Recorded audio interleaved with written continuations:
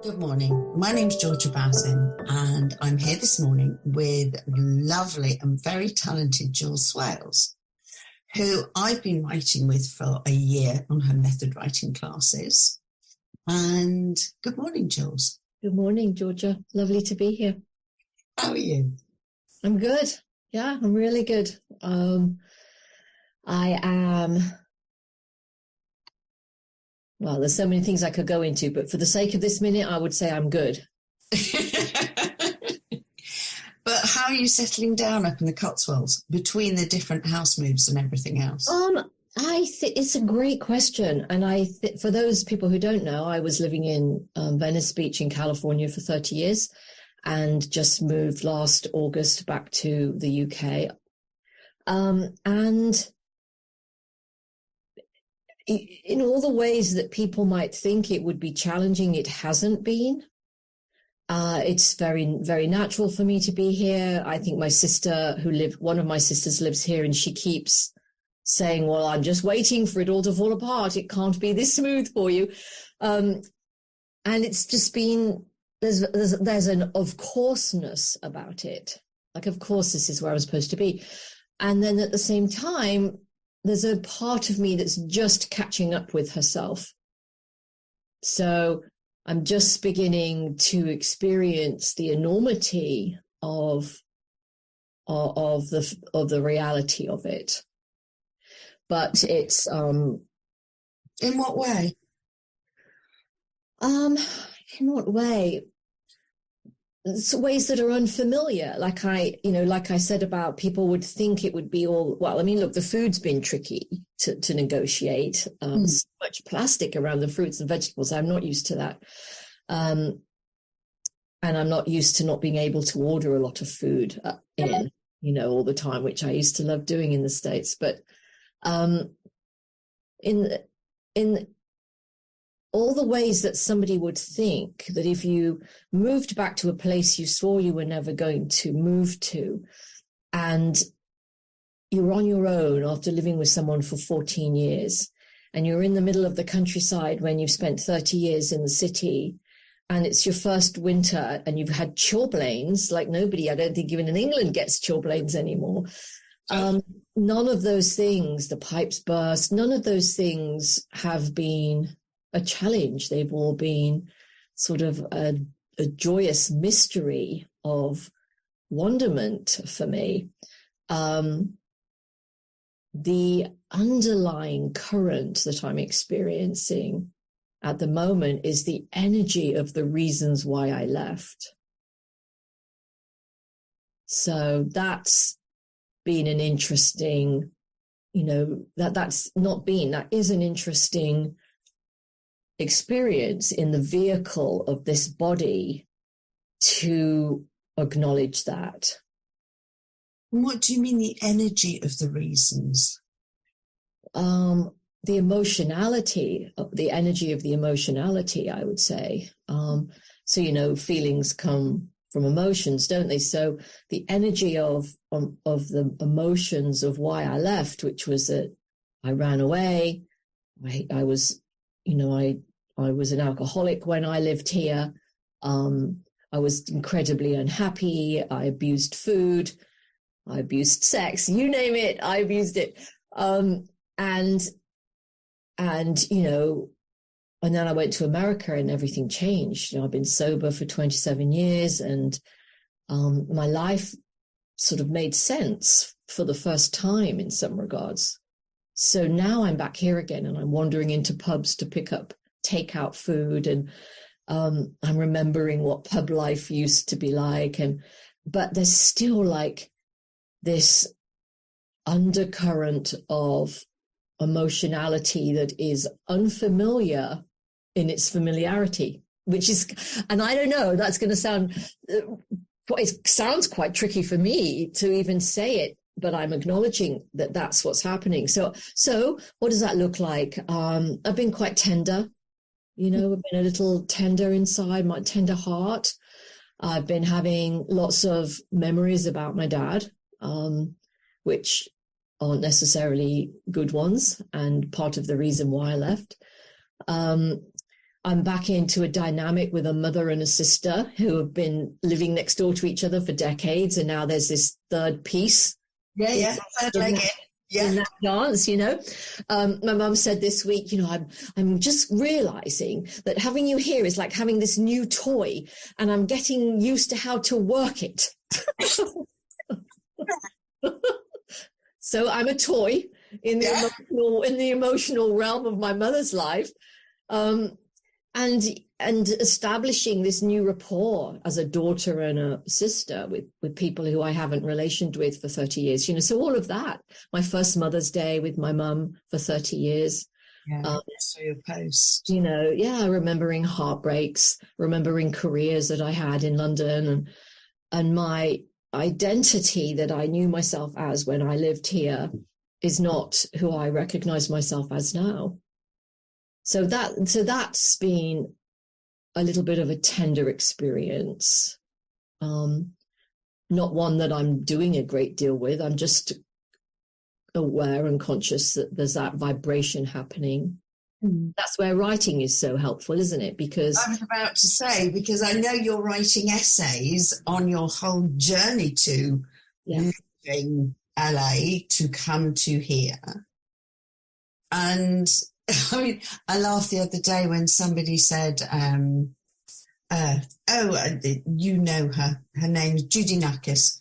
I've written a thing about being at the hairdresser and hairdresser trauma. And she said, doesn't matter, does it? Because it gave you a great piece to write about. Yeah. So actually, in essence, that this journey is handing you wonderful things to write about and explore. And that's the case for everybody, writer or not. And you know this as an artist, the journey of life itself, regardless of the surface physicality of it. When I say the journey, I don't mean the physical journey. I mean the journey of a human through the nuances of life is a poem.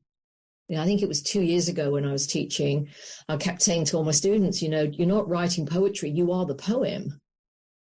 And so, and life, life, how we live and all that. And this doesn't mean that, you live a sunny side up life, and so actually those kinds of people always scare me because I wonder like what's really going on in their interior. But it's all of life. It's not personal. If you look at it, that all of life is just a poem and a journey. And I feel as a creative and a writer that the more I recognize and acknowledge and write that, the less it has a grip on me. I've said often that I'm not used by my past anymore.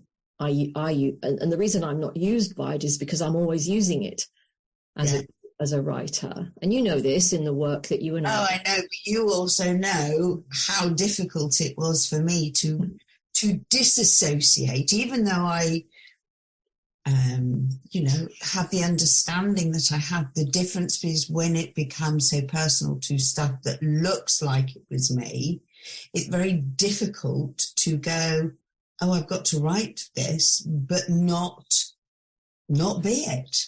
Not use it, as you say, not be used by it. And that takes, I guess, a deeper level of understanding. I think it takes a deeper level of understanding, but also less of a fascination with myself. Yeah. And so, I'm not navel gazing anymore, trying to work out that, well, why didn't I sleep well? Well, why do I have a migraine? Have I been doing too much? Or, I'm not really that interested anymore in the why.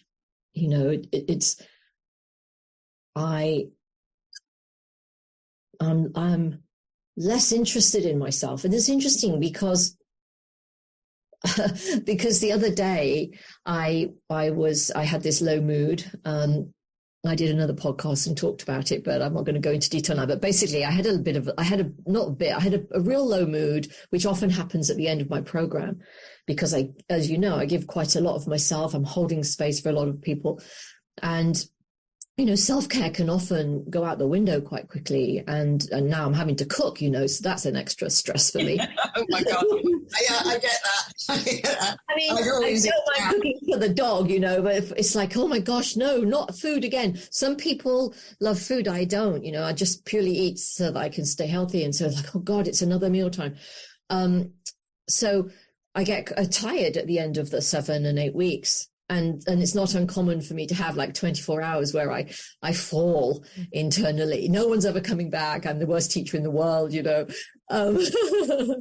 and I hate myself and want to die. And why did I move to England? And all of this, nobody loves me. And I had a particularly down one of those. And, having I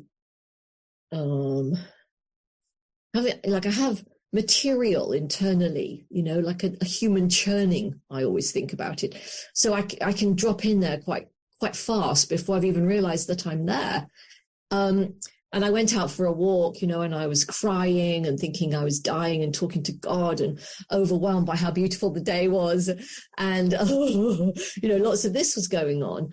And I just heard myself say out loud, leave yourself alone.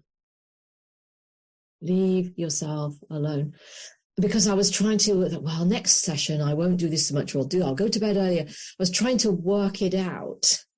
So in the same way that I, leave, and then by lunchtime, the next day, I was in the pub having a Sunday lunch with my family, feeling completely fine. And I remembered, what my teacher, Bill Pettit, always says about how we're like a cork. And if you just don't hold yourself underwater, you will come back up. And so and it's the same about writing. It's all I don't know what I'm going to write about. Oh, everybody else in class is better than me. Oh, I'm not going to tell anybody about that story. They'll all judge me. Oh, I've got no good stories. All of this to me is like holding one's head underwater and then wondering why creativity's not happening with us. And so when the next day when I was in the pub, I was like, oh, was I having a down day yesterday? My sister said, yeah, you said you wanted to cut your wrists. I was like, I did, because I couldn't even remember what was going on the day before, because I took my hand off my head underwater. I left myself alone. So that hand holding me underwater is trying to work out what's happening. Why is it happening? How can I stop it happening again in the future? And for somebody like me, who's kind of negotiated a relationship with control for most of her life, but they do say, in my defense, that all of the addictions have their roots in control. Leaving myself alone is such an invitation. There's absolutely nothing. And so the leaving myself alone is also how I write, without doubt. In fact, that's so wise, that leave yourself alone, because I've never kind of quite heard it in that way. But yes, it is. And it's what comes to me as you're saying that is that there are so many spaces where I think I leave myself alone, where actually I don't. Yes. Oh, bless us. And isn't that, I was speaking to a girlfriend the other day who lost her husband 1.5 years ago. And we went to this Wim Hof retreat together. So she didn't jump the waterfall because she was far more. She'd broken 11 bones in her body. So she went, no, I'm not doing that. And but it's fascinating because she's come back and she had the most amazing, awesome, beautiful time there. Felt such freedom, came away with the saying, I will and I can. And she's come back and gone into the biggest, deepest hole of sadness and grief. And I don't understand why. And I don't know that this is true, but she spent a year trying to organize her experience. To not feel what we feel. And there was a beautiful poem that actually Kathy Sharif read by Jeff Foster, which was about, spirituality that writes off our human experience, our tender heart. Love your tender heart because it's a beautiful experience to be able to have. Love your tender heart.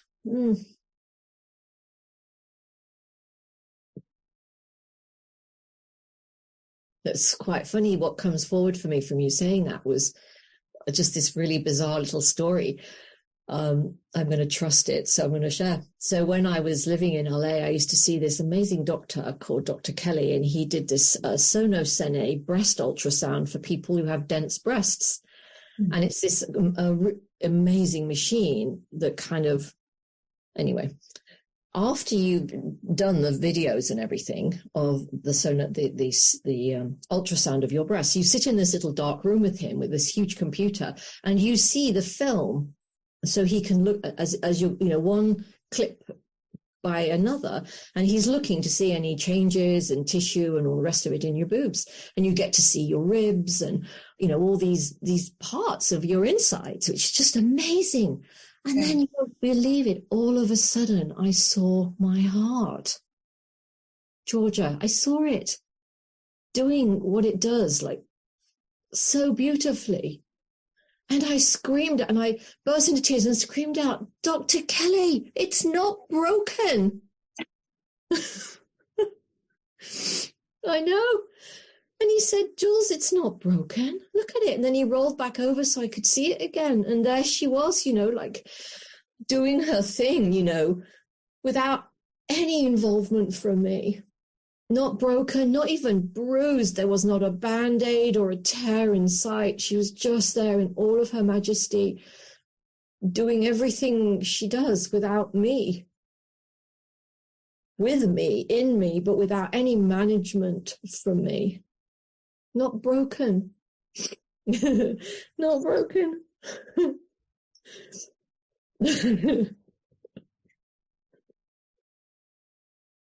Yeah.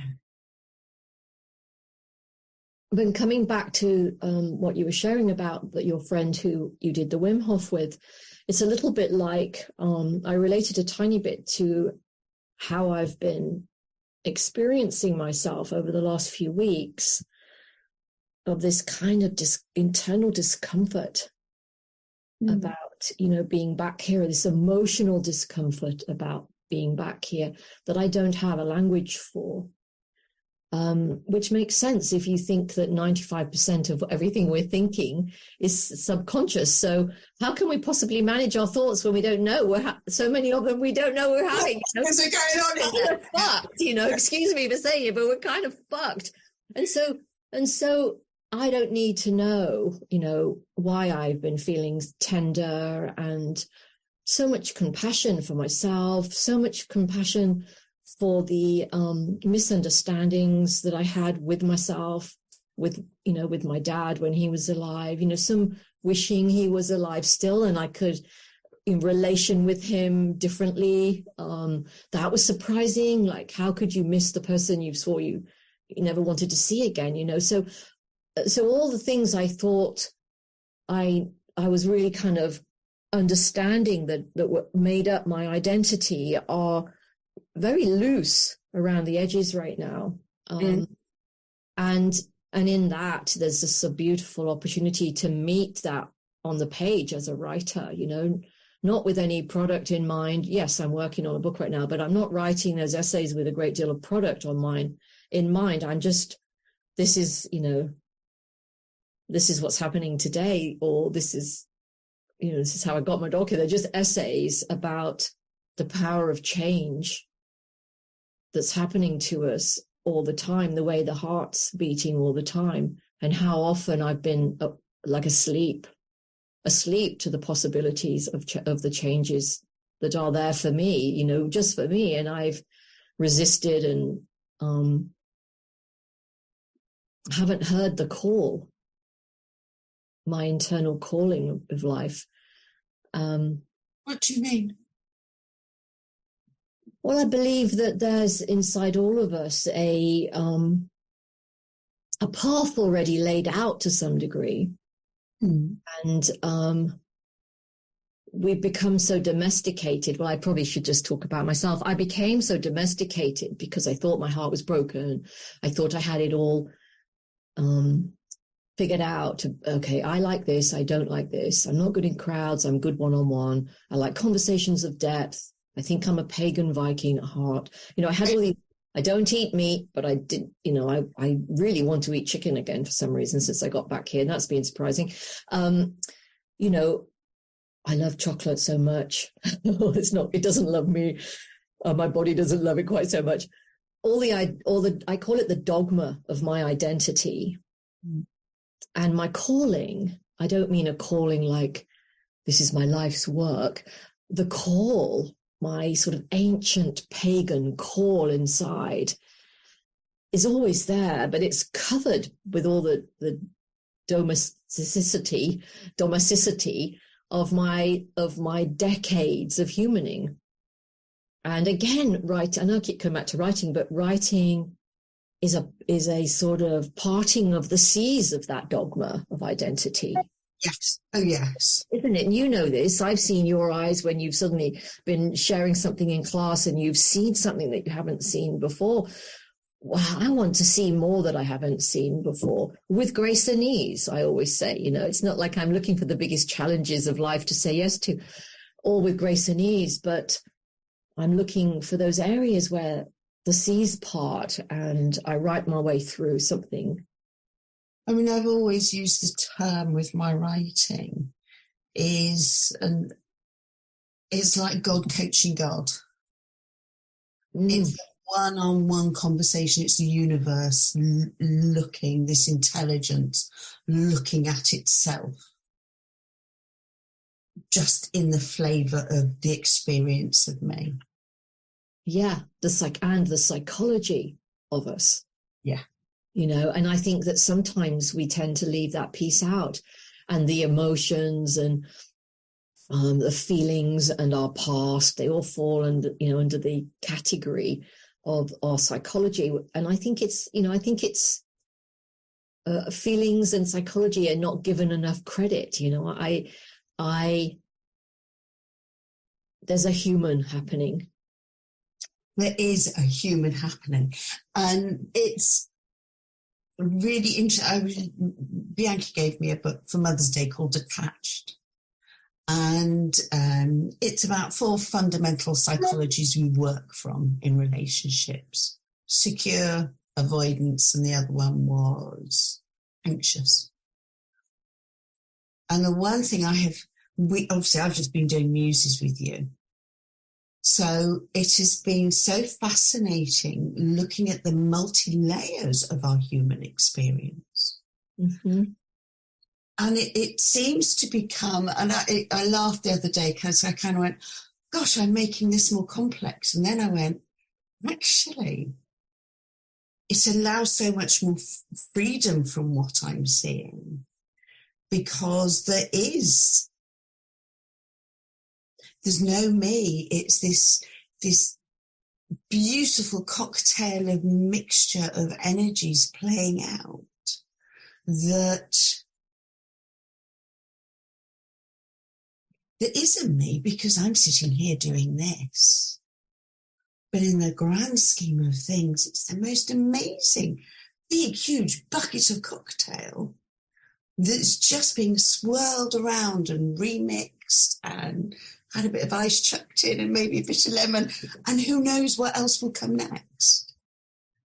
And I think, I love that idea of a big bucket of cocktail.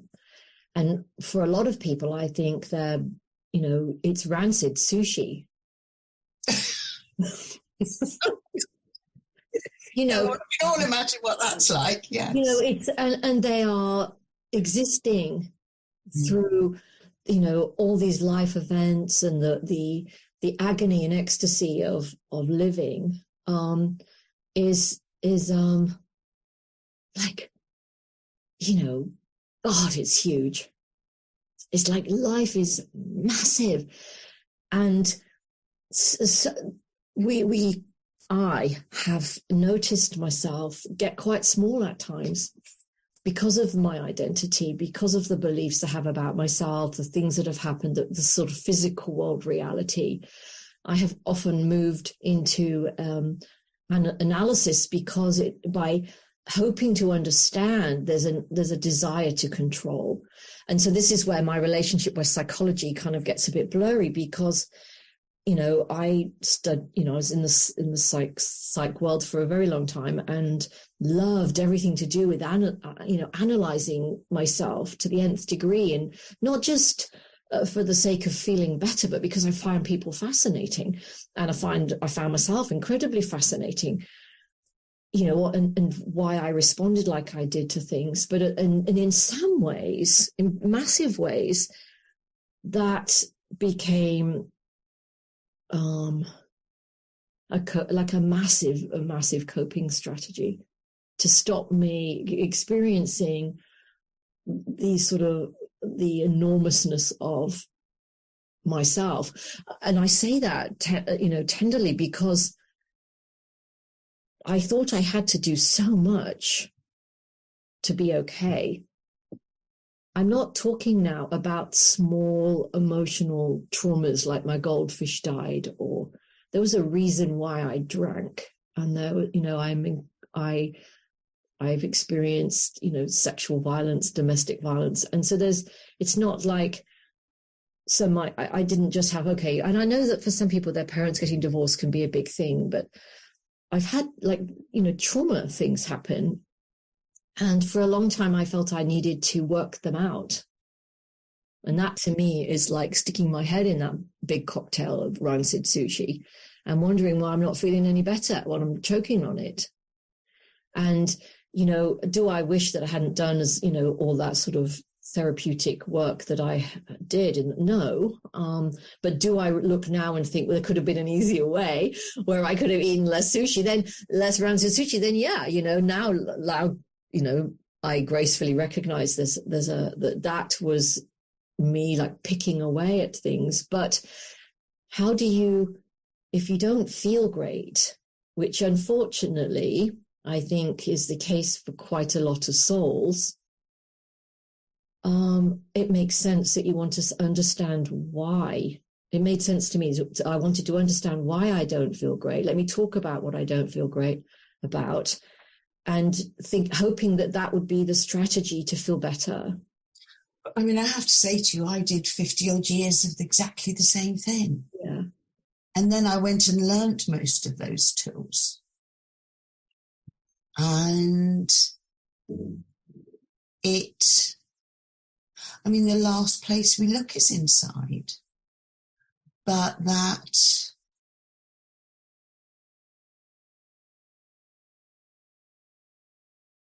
that would mean we get to choose where we look first. And I don't know that we do.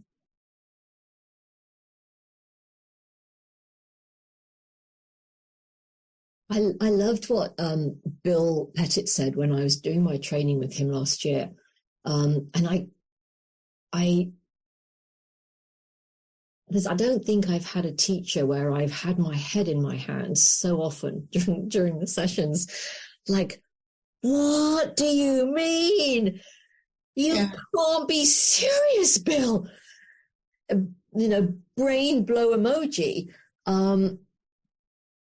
Because everything that I was seeing was like Chinese. I didn't like, what? No. You cannot be serious. And I'm a firm advocate of having teachers, particularly teachers who do that. Yes. Because it's outside. I already know everything I know. Yeah. And that's, again, coming back to this, leave myself alone. If I knew how to do it all, I would know already. So there's absolutely nothing in my brain that's going to help me feel better. It's what's not in my brain, what I don't know, what I haven't experienced, what I haven't felt almost yet. It's outside of myself that's going to point me in the directions that are the best directions for me. And I coming back again, have to leave when my moods are low. And like I said, my interior is quite molten, not unlike Sylvia Plath and Virginia Woolf. I have a very similar interior to them. And so it's important. It's not just an opportunity. It's vitally important that I leave myself alone. And we are not taught that. We are taught, So we're taught exactly the opposite. The opposite.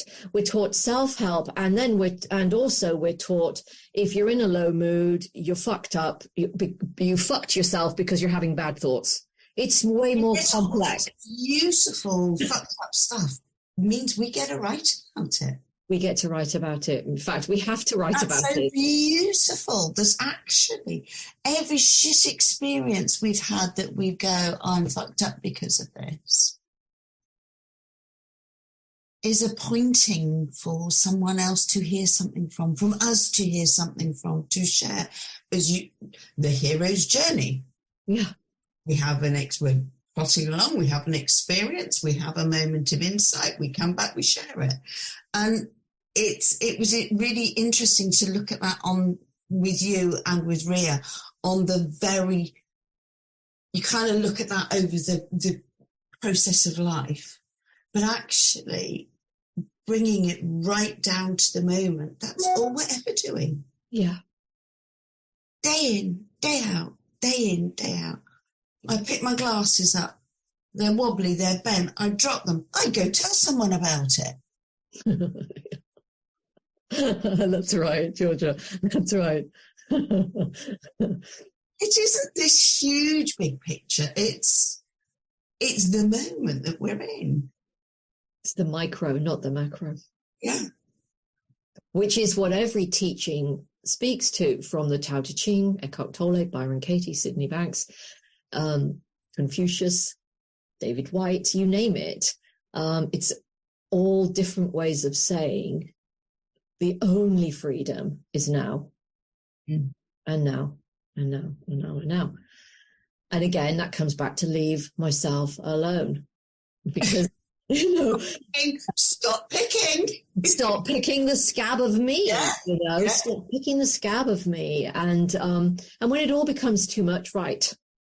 That's just, just this week I was doing some exercises with the gal I'm going to be teaching a class with in the summer. And I was exploring the transformation line exercise, which obviously. And I was like, oh my gosh, look where I am. No idea I was going to end up there when I started.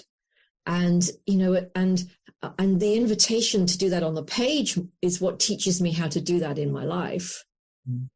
I don't know where I'm going to end up when I start my day. And so how can I know what I'm going, I'm not wedded. Like somebody said to me, did you make lots of lists before you came over? And no, I had a master list in my brain.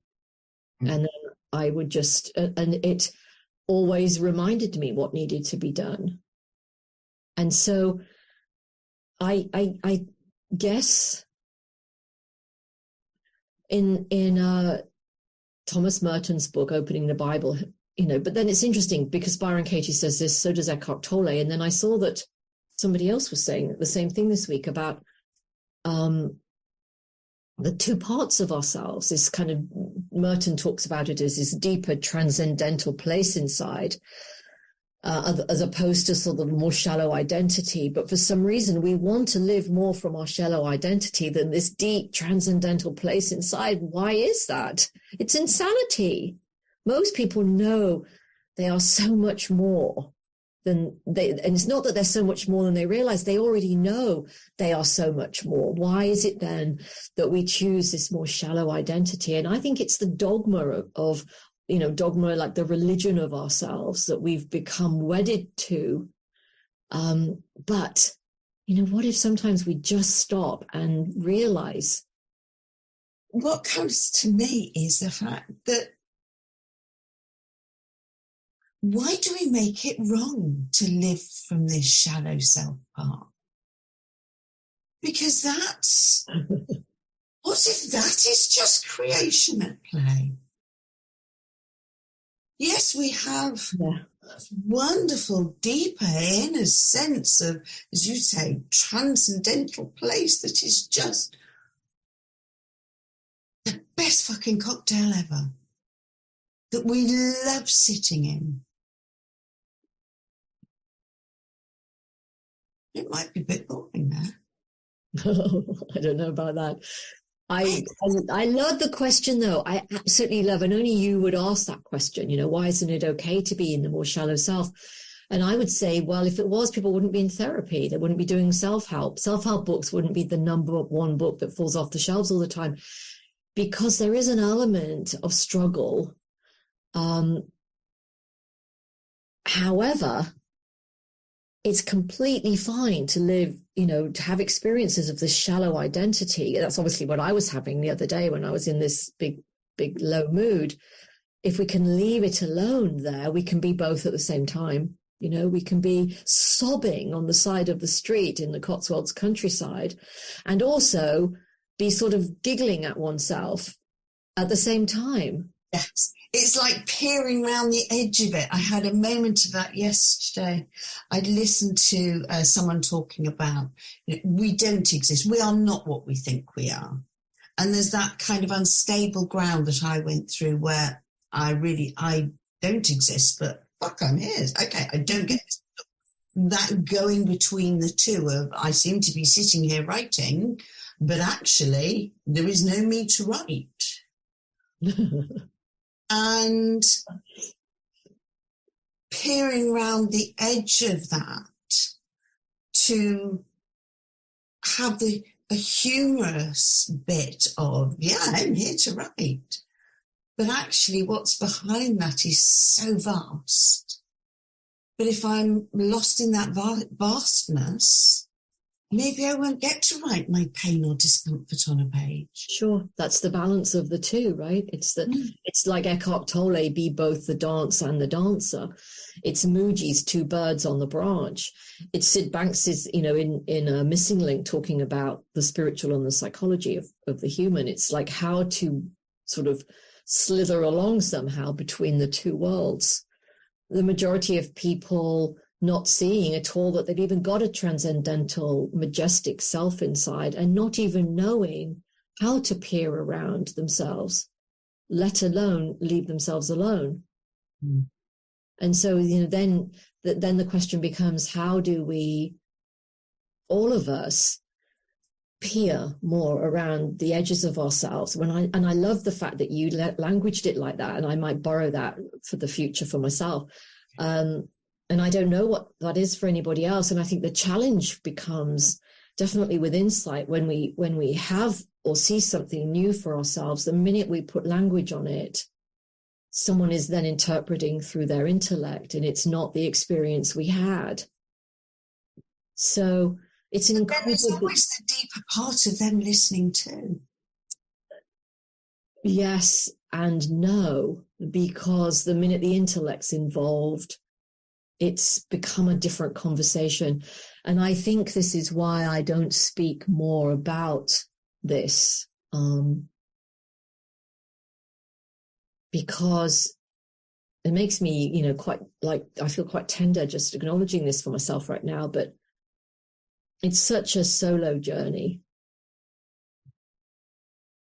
It's just such a solo journey, and there's no words, even like me, a wordsmith, someone who, lives in books and the written word. And there's no language. There's no language except maybe Rumi's quote, gamble everything for love. And maybe that's what it's about, loving life so that you would gamble everything for it. But there's no real language to talk about the majesty and mastery of humaning. All we can do is be that human, which requires a lot less language than people realize. It's a lot more presence and a lot less producing the language to share the experience. It's something gets lost then, and I'm way too precious over just over this experience. I'm in reverence of this experience as a human, and it's too precious for me to try to almost language it at times. It's too enormous, it's too precious, and it's too personal.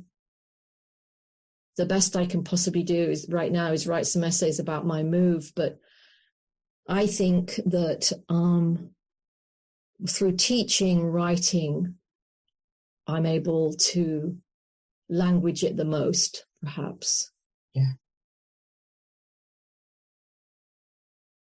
I've not realized that before this minute, but I think that's my expression of love in this lifetime. The purest expression for me, I think, is teaching. Well, that's kind of nice to see. Isn't it wonderful that there is always, whether it's through writing, through conversation, through art, through life, through sitting picking your nose, the opportunity to peer around ourselves. Yeah.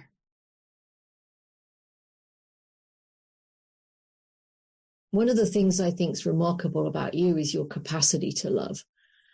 And, you know, you do have, like, you are a incredible demonstration of love happening. Like you just are. And it's I'm not sure you see that sometimes. I don't. Yeah, I see that. That's interesting, because I know when I started doing Michael Supercoach, and there were 50 of us, obviously all in LA, and we all fell in love. And I spent 6 months floating.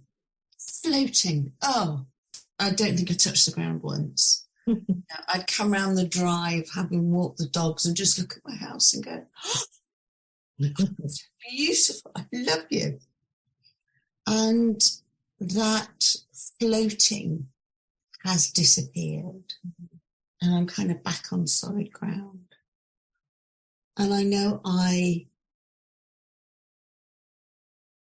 that want to be back in that floating state, because it is so beautiful when you're there, that all you see is love in motion in everything and everyone and in every second of every moment. So I tend to go, oh, I'm not there anymore. I'm not in love. So it's interesting what you say, because I kind of go, I miss it. The thing is, you see, I was the same when I was at USM, when I was doing my spiritual psych masters, and I did the second, I did the second year twice, because the first time I was like a deer in headlights. The second time I really wanted to get the nitty gritty of what was on offer. And then I wanted every single person that I knew on the planet to do it. And I worked in the classroom for 7 years as a volunteer. And I ate, slept, and drank the USM conversation, and it changed my life. And some of my closest friends are people still to this day that I met during my program. The guy I lived with for 14 years was in my project team at USM. This is the University of Santa Monica. Yeah, exactly. In Santa Monica, in Los Angeles. And then I had to leave home. And, and I say that, Ron and Mary Holnick, who ran it, were like, the archetypal perfect parents to people. And at some point, I had to leave home and go out into the big world. Now, not everybody did that. Some people stayed very affiliated with the university for a long time. And then there are, these moments of life are transient, and all their service is, the purpose of them is to get us ready for the next part of life. And so, and then I went, and I had a bit of a crisis of everything, a spiritual crisis. because, you know, then I had to go out into the big world. I mean, obviously I was living when I was part of USM, but I was done. I was done, and I didn't want to be done. I wanted to be, you know, a Catholic or a Christian who stayed loyal and rigid with their religion forever and a day. But I'm not that person. You know, I go in, I'm a spiritual scientist. I explore, I see what works, what doesn't work for me. And then I leave home and I go and something else or something else isn't happening. And I'm looking, like you're saying, for what I experienced, but I can never, ever have that experience again. And the minute I stop looking, you know, or wanting that experience, then the next experience happens. And writing is like that. You know, when you finish a book, I'm already on the next one. John O'Donoghue talked a lot about this in his book, Walking in Wonder, about frontiers. And before we get to the end of our frontier, the other one is already there. We cross over a frontier. In the book Mastery, they speak a lot about this. They call it the plateau. You know, you have all this experience and you see, you know, you go to therapy maybe, and you go to a dance class or a writing class, and you have this kind of new creative experience with yourself as a human. And then there's this kind of plateau when it's over. And then it's like, oh God, I'm not feeling that anymore. It's a bit like, you know, you meet a partner, you have all that romance and it's all juicy, and then all of a sudden it's like, oh God, this is who I'm with now. Where's all that gone? Yeah. And you know, it's now you're at that plateau, and now you've left home, and there's a level of, you know, opportunity now to take all of that we've experienced of ourselves, and that, you know, the love that you experienced with Michael, and the love that I experienced, and the high, my God, I was on such a high for years at USM, is actually not the love of a heart that I saw with Dr. Kelly and that Sono Sene. What I saw was the absolute majesty of life. And guess what? There was no high. It was like, and this was like moving back here. It was quite quiet in its enormity. And I think that the human ego likes the highs. My human ego loves the highs, loves the lows, loves the high. You know, I'm a creative, right? Writers do that. I'm not a tortured creative any longer, thank goodness. I don't believe in the high and low when it comes to creativity. I think it's immature. I think you're an amateur if you're living and writing like that. You're living as an amateur, you're writing as an amateur. And when I moved here, you know, there was almost a bit of an anticlimax to my ego because, okay, I'm just here. Life's just going on. Life's just going on. I'm chopping. I had an insight and chopping wood again. Yeah. And it's like when Eckhart Tolle, you know, when he was invited to be on Oprah for the first time, and she said, I'm going to call him myself, which was, you know, her ego wanting to be, you know, hear him excited about the Oprah effect, you know, obviously, who wouldn't want Oprah to call him? Yeah. Hello, Oprah, if you're out there listening. Fingers crossed. No, well, you know, no, I would hope to be a bit more like Eckhart Tolle. And she called him. And she said, I'd like you to be on my show. And he said, oh, okay. And she said, do you realize who this is? And he said, yeah, Oprah Winfrey. Okay. Yeah, I think there was no, and she said it was one of the most challenging experiences of anybody she'd ever asked to be on the show because there was nothing. And there's something about that. There's something incredibly powerful in that. I don't know what it is, but there's something powerful in it. Well, I mean, I get that from the point of view, I mean, in our society today, this whole thing that we've had, obviously, in the UK with the royal family going on, and Harry and this and that and the other. And I've listened to people talk about, you know, oh my gosh, it's they're the royal family, they're this, he shouldn't be doing that, blah blah blah blah blah. And yep, they're human beings. They're just the same as you and I.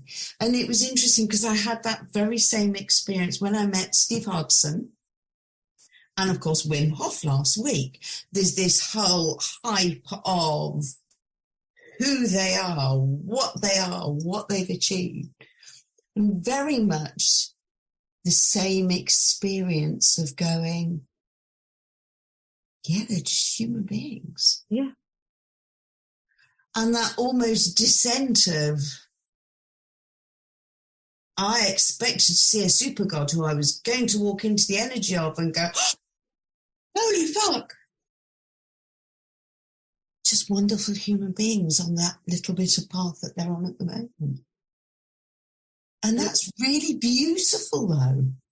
It is, but it can, for people who are excited about things, it can be a little bit like flat. I just wanted to come back to something that you said. What was it about the royals? Again, I'm not in, I about 5 or 6 years ago, I stopped being interested in my opinion. Mm. And said this before to me. Yeah, I've said this before to you, I think. And that's what I mean. Again, it's another layer of me leaving myself alone. I don't pay very much attention to anything I think about anybody, And so when people say to me, well, what do you think about that? I think, well, I don't have any thoughts about it. Mm. And it can be quite annoying if people want to have a conversation with you and you don't really want to have a conversation with them because you don't want to have an opinion about what they're talking about. Well, I think it's what kind of is the fact that actually it makes small talk harder. But who wants to have small talk? Oh, I couldn't agree more. I mean, I know when I went to a lovely girlfriend's lunch and they were talking about air fryers.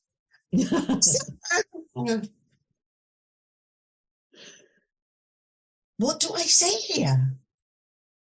And for anybody listening, I'm not saying there is a great deal of... Yeah, there's one a couple of weeks later, actually. Yeah. But there is something lovely about small talk. There's no doubt about that, but not opinion. Yeah. Opinion has a judgment. Opinion at its best is a veiled judgment. And I'm not interested. I'm interested in talking about air fryers way more than I am about opinions, about people, whoever the people are.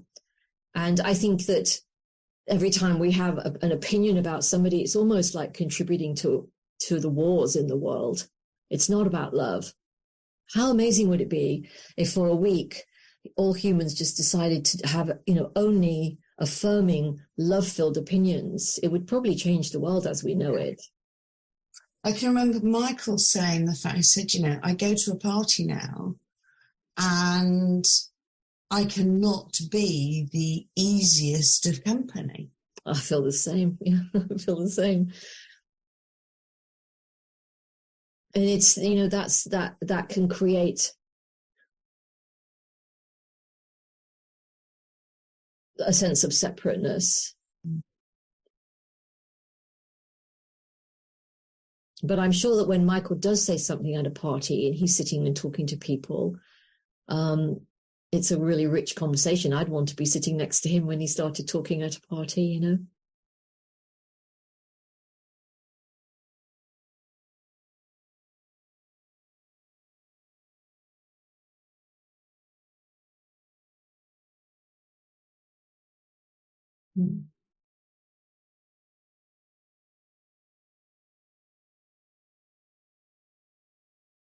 Thank you. Thank you. You and I could carry on talking for hours, couldn't we? Thank you for having me onto your show. It's been lovely to explore like this with you, and also to witness myself. It's always quite a treat to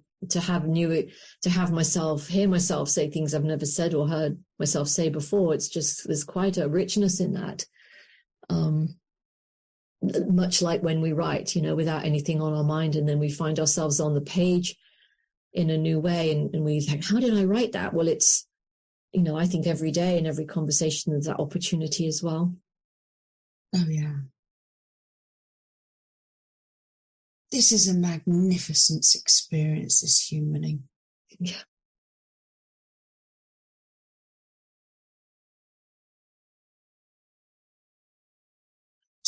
magnificent. Even though it can feel like sitting on barbed wire sometimes. But a lot of the time sometimes. Thank you, Jules. Thanks, Georgia. Beautiful. You love everything because that's how you live, through love.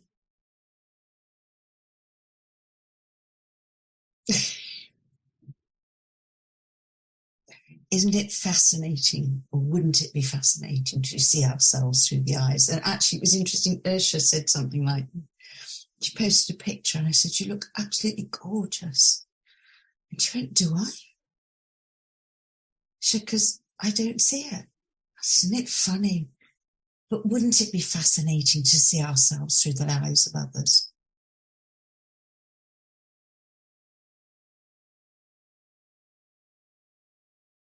Yeah, it would be shocking. Yeah, I think it probably would be. I think it would be. Because we go, that's me.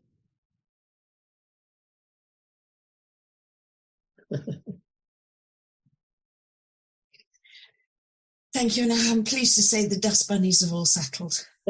I'm going to go vacuum the house now. I'm not, okay? I'm not going to vacuum my house. Thank you. Lots of love, Georgia. Thank you.